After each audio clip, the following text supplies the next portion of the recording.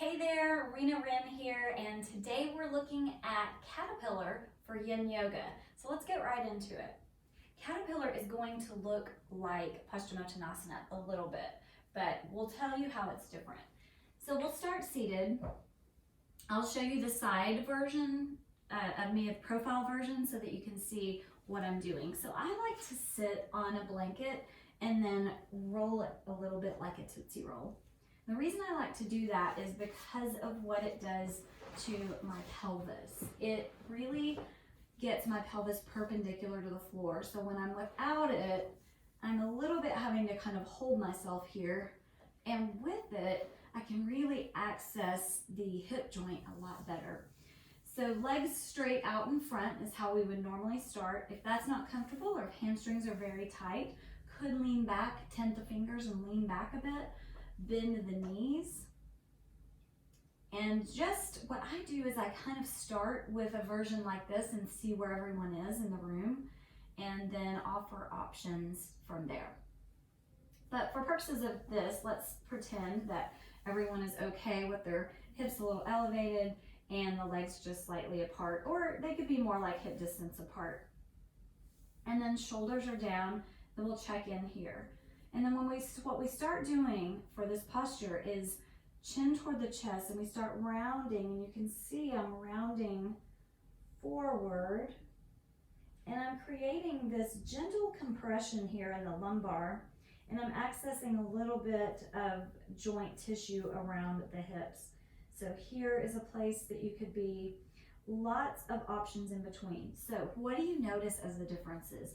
In regular hatha yoga, we're sitting with the legs active, the toes may be flexed, and we're moving forward, really keeping the spine long. I don't want to say straight because we've got that natural curve, but keeping the spine long. So this is more of an active application of this. So in Yin Yoga, we call it Caterpillar because we want legs soft, back, everything, like we want as few muscles working as possible, right? Another way that you could do this is to have a bolster here and just start your students just really rounding and leaning toward it. And that really gets the hips time to kind of wake up and start to feel this into the low back. So you could be here for a bit. You're going to marinate in this for a while. So let's say that you have prepared to do these for maybe 3 minutes, maybe even 5.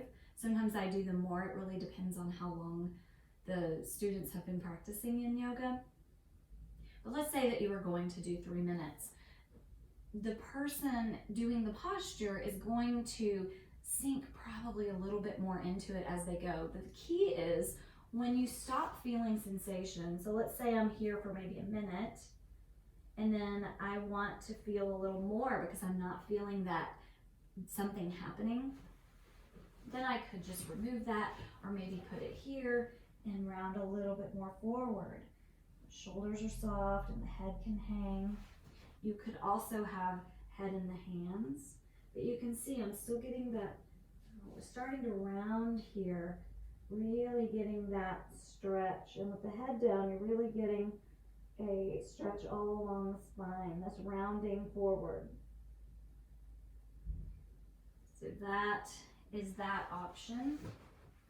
You could even have the legs a little wider if that felt good, or if you had prenatal students in your class and they wanted to make room for baby.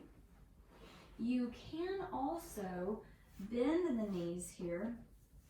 Let's say really tight hamstrings. You'll see with people who work out a lot that hamstrings and IT band kind of cause this leaning back, which is fine, but we want to try to find a way that we can set them up where they can access the tissue that we're trying to target.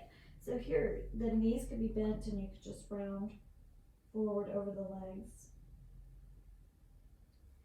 Another one that you can do, similar, is to put blocks right under the knees.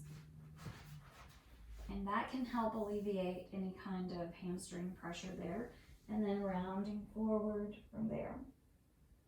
And as with any Yin Yoga posture, what you want to do is encourage them to find where they feel something, find an edge where it doesn't hurt, it doesn't pinch, it doesn't tingle, it's not like a shooting pain, but they can feel something. It's kind of like, oh yeah, I reached that point. It's called playing the edge. So we find where we feel something and we get still, just as still as we can be, and give them time to get there, and then stay for a while. So you're gonna hold for some time. So the way I like to do this is I say hashtag feel still stay. So you're gonna feel something, get still, and stay for a while. And another way that you could do this would be at the wall. So it's just legs up the wall. You don't really get the rounding in the back, but you do get this release for the hamstrings. The softness in the legs can be really, really nice, especially if you have students that just want a more restorative version of this. One important thing to know though, we do a lot of forward folding, forward rounding, like rounding the back, rounding the lumbar even. And when we say rounding, it's kind of more taking the lumbar out of its natural curve and making it straighter, which really is folding or forward bending for the lumbar. That's a little confusing, but I think you know what I mean. One indication that you wouldn't want to do that is if someone has sciatica, it could aggravate that, especially if the sciatic nerve is going through the piriformis, or any kind of disc issues. Most times disc issues are going to call for not rounding like this. You can see why, right?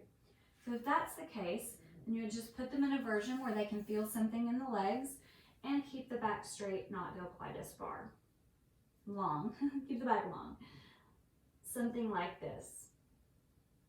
All right, and if that didn't work, then you could just do the legs up the wall version. So those are some of my favorite options for how to offer caterpillar for Yin Yoga. I hope that you found this helpful. Have a wonderful day, and I will see you soon.